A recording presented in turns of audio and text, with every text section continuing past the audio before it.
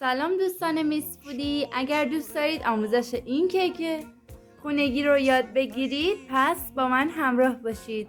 بسیار ساده و راحت. سلام دوستان، به یک آموزش دیگه از میس فود خوش اومدین. من امروز میخوام همراه شما این کیک رو خامه کشی کنم و بهتون آموزش بدم چطور مینارین قنادی رو فرم بدیم و اینکه این کیک رو که با 3 ماده درست کردیم لینکش رو اینجا میذارم، ویدیوشو ببینید. این کیک فقط با 3 ماده درست شده: تخم مرغ، شکر و آرد و هیچ مواد افزوده دیگه ای نداره. خب بریم برای ویدیو. خب من خامه قنادی رو از فریزر در آوردم، در طبقات ساده یخچال گذاشتم تا یخش باز شه. اگر برای باز کردن خامه کلا اون رو بیرون بیارید خیلی ضرر کردین، چون دیگه فرم نمیگیره. اگه بگیره هم خوش فرم نمیشه. بلافاصله از یخچال که در آوردم میخوام اون رو با همزن فرم بدم.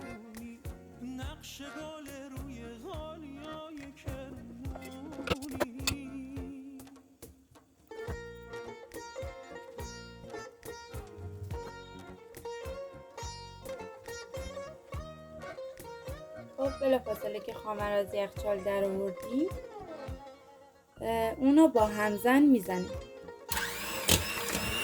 اول با دور کند،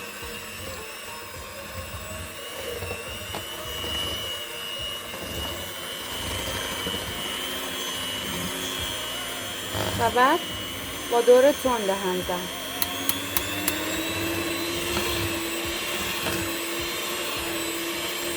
و اصلا فرصت نمیدیم که در دمای محیط بمونه، چون گرم بشه دیگه فرم نمیگیره. زمان فرم گرفتن خامه به چند فاکتور بستگی داره. اینکه قدرت موتور شما چقدر هست. اگر قدرت بالایی داشته باشه خب زودتر فرم میگیره خامه. و اینکه به درصد چربی هم بستگی داره. اگر چربی خامه بیشتر باشه زودتر فرم میگیره. در کل چیزی حدود 3 تا 5 دقیقه طول میکشه. دقت کنید در محیط گرم مثل آشپزخونه اصلا نمونه، چون خراب میشه.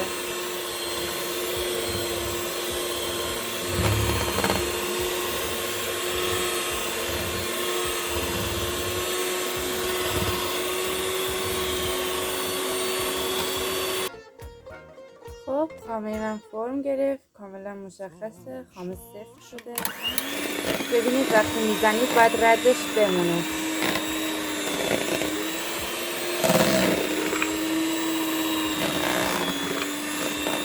باید رد همزن بمونه به خامه این شکلی.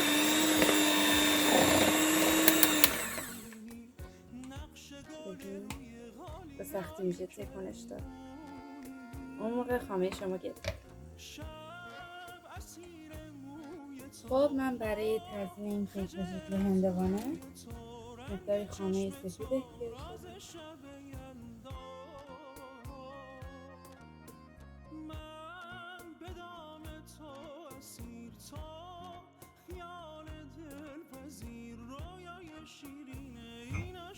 دارم. و به بقیه‌اش مقداری رنگ سبز اضافه می‌کنم.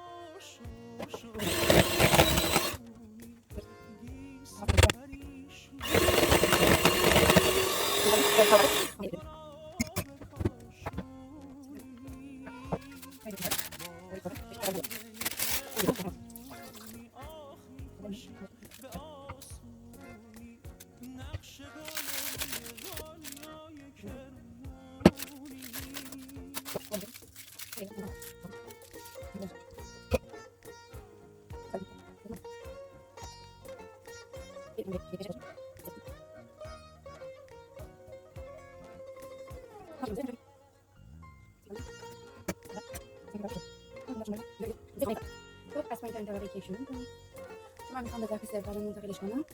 اینجا زیرش خامه نمیزنم. خب مقداری شیر میزنیم.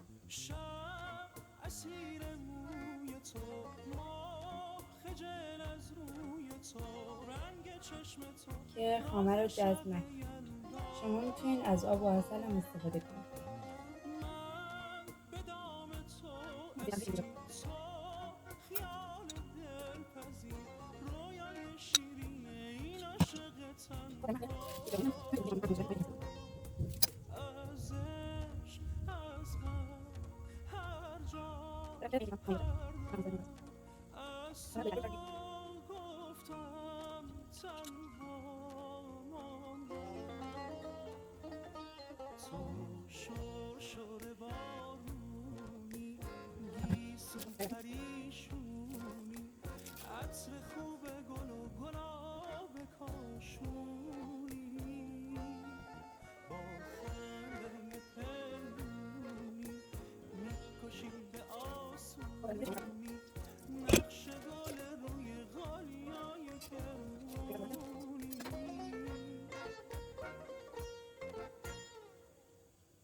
تو شور بارونی گیسو پریشونی عطر خوب گل و گلاب کاشونی اینجا توی یک ظرف به حالت اشکی دونه میزنیم برای هندوانم.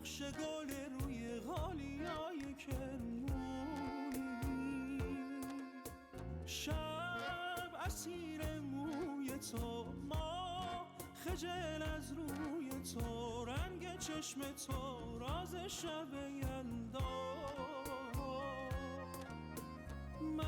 اینها رو در فریزر قرار میدیم تا زمانی که شکلات در فریزر خودش رو ببنده. مقدار ژله بیرنگ و شما میتونید از قرمزش هم استفاده کنید. من چون بیرنگ دارم میخوام اون رو با آب جوش قاطی کنم و رنگ قرمز بشه.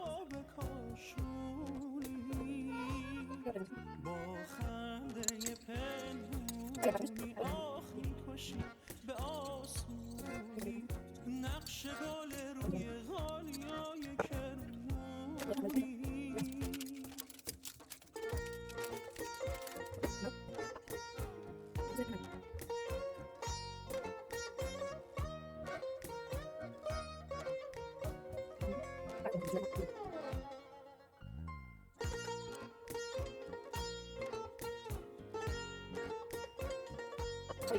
خب ژله بریلویی که آماده کرده بودیم رو داخل یک قیف میریزیم. شب اسیر موی تو ما خجل از روی تو رنگ چشم تو راز شب یلدا من به دام تو اسیر تو خیال دلپذیر رویای شیرین این عاشق تنها از عشق از غم هر جا هر دم از تو گفتم تنها اگر دوست داشتید میتونید که تیره هم باشه با کندم عطر خوب گل و گلاب کاشونی حالت تیره بودنش رو از دست ندید. اون رو به صورت خطی هندوانه دور هندوانه بندازید.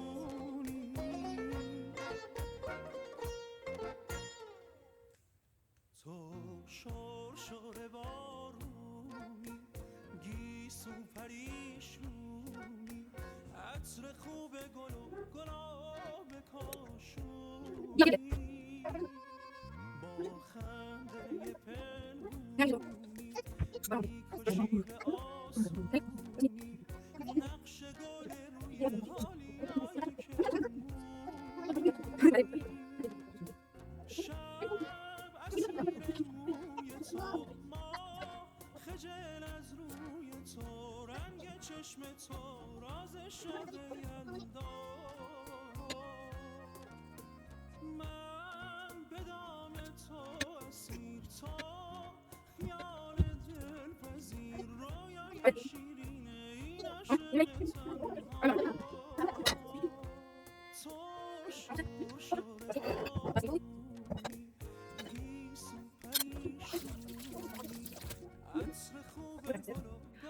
دوستان، کیک ما هم آماده شد. اون رو در ظرف سرو قرار دادیم و میریم که روی سفره یلداییمون قرارش بدیم. خب دوستان میس فودی من، اگر از این آموزش خوشتون اومده بود لایک، کامنت، شیر یادتون نره. سوالها و نظراتتون رو برام کامنت کنید، حتما پاسخ میدم. و اینکه بگید که شما شب یلدا چه چیزهایی درست میکنید. تا آموزش دیگه، خدا نگهدار.